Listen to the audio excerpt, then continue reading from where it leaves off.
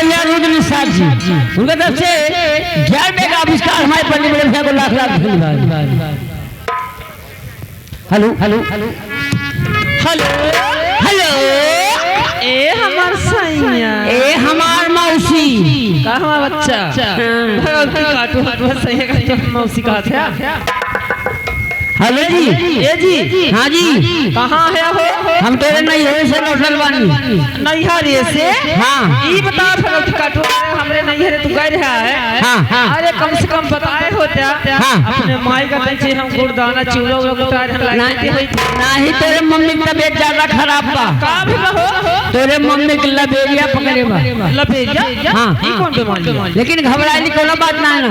हाँ। निहुरा बियान इंजेक्शन छोटा पायलट टेबलेट लेके आओ। अच्छा अच्छा, हाँ हाँ। लेकिन ये जी, हाँ जी, तनी जल्दी आओ, का समझ पड़ के दीदी जोन बात सतवा ना। दरवाजा खोल, दरवाजा खोल। अरे सुना, दरवाजा खुला है, दीदी एकदम वहां बा। अगरो कहीं आई, पिछोरो कहीं नहीं, अगवारे चढ़ता बा, तो पिछवाड़े गई, पिछवाड़े गंदगी बा, गंदगी तो उड़ता है आवो ऊपर से कहना अरे नैन भर गई कजरा, अरे नैन भर गई कजरा, देव ससुराल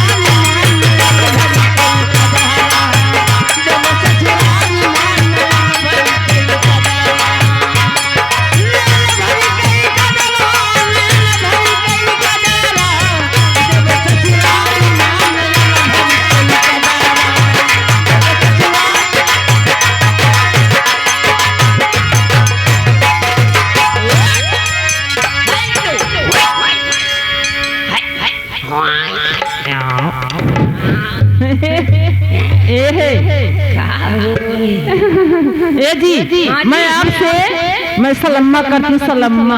अगर करती हो सलम्मा, जी हाँ, तू गोल एक लम्मा। अच्छा, अगर करती हो सलम्मा, हाँ, तू गोल एक लम्मा, हाँ, वोका खाई तो हर बार की हरामजादी काहे बलाई? मैं बलाई इसलिए तो दीदी कहाँ? हेलो हेलो, नमस्ते। जब तक तुम्हें देखी नहीं तो नहीं करी थी। सही हो। अच्छा एक चीज बताओ, गधा कै गोड़ होते? चार। ते बताओ, हम जाने गधा कै गोड़? चार थे, दूठे आगे दूठे पीछे। दोनों है, पढ़े है कि नहीं?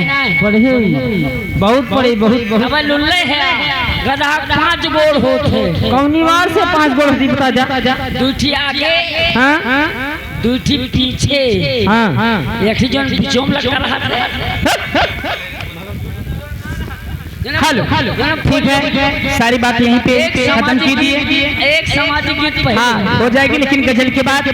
और यहाँ पे आए हुए हमारी माता बहने और हमारे भाई, आप लोग से हाथ जोड़ के बंधन है, आप लोग से ज्यादा समय नहीं लिया जाएगा, सिर्फ 10 से 15 मिनट का समय लिया जाएगा।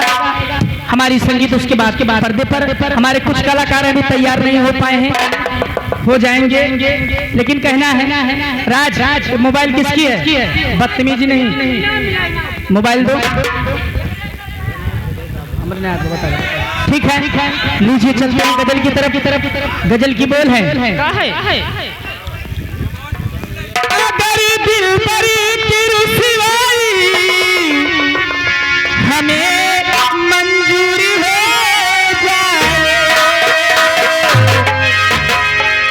सनम तू बे वफा के नाम से, सनम तू बे वफा के नाम से मशहूरी हो जाए।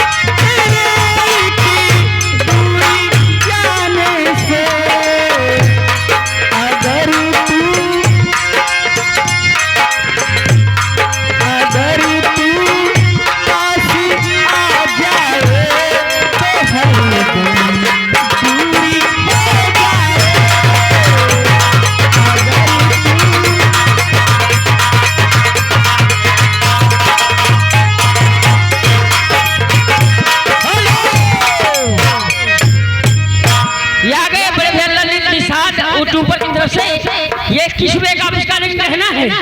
अरे हुस्न हाजिर है, अरे हुस्न हाजिर है, मोहब्बत की सजा हुस्न हाजिर है, मोहब्बत की सजा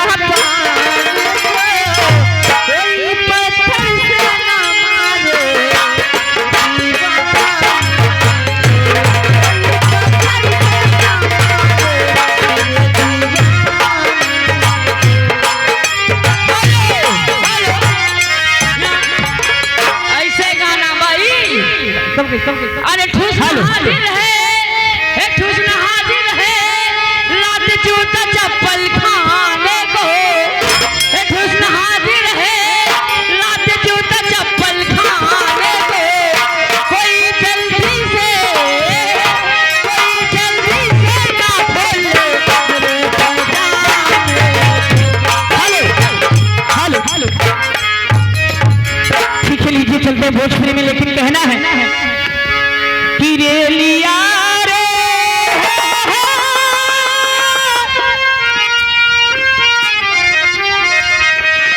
कि रेलिया रे ले चल सवारी क्या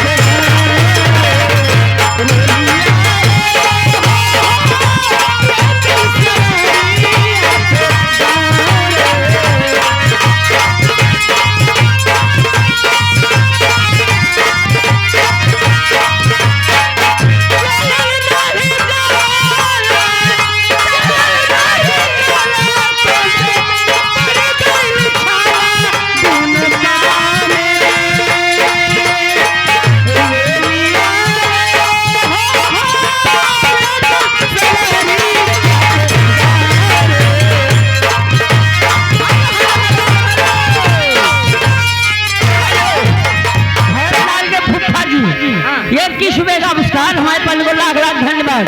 जी यहुआ से फरमाइश दिया, देवर हो दाबन मोर करी हैया कि चढ़ली जवनिया में बारू नसैया, कि चढ़ली जवनिया में बारू नसैया। देवरी हो देवरी हो देवरी हो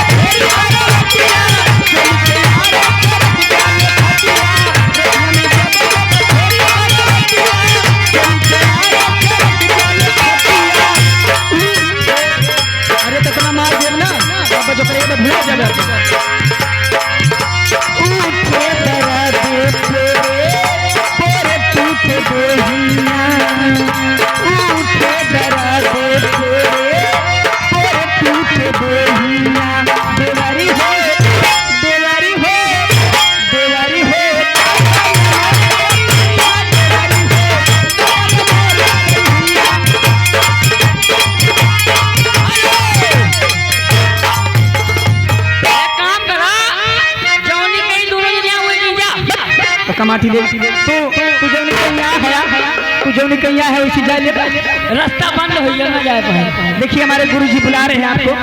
हेलो राज दीवाना, एक बार चले जाइए, लेकिन चलते चलते कहना है लीजिए एक हिंदी गीत। ज्यादा समय नहीं, संगीत पर्दे पर है, नाच गान तो रात भर चलता रहेगा, लेकिन कहना है कि पूछो जरा पूछो मुझे क्या हुआ है, कैसी तेरी बेकरारी है ये कैसा नशा है तुमसे दिल लगाने पूछो जरा पूछो मुझे चाहिए है कैसी बेकरारी ये कैसा नशा है तुमसे दिल लगाने की सजा है राजा जी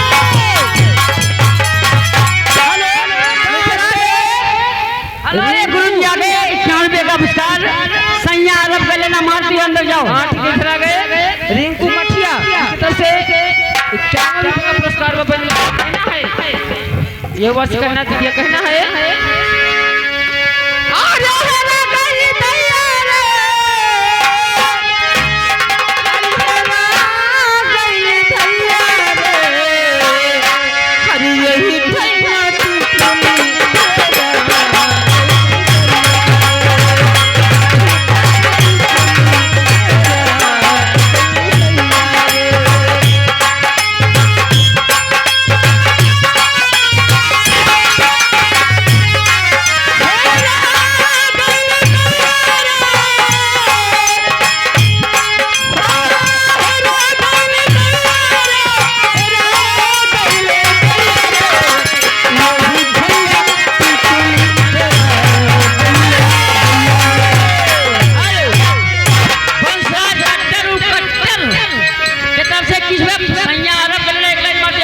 चलते चलते कहना है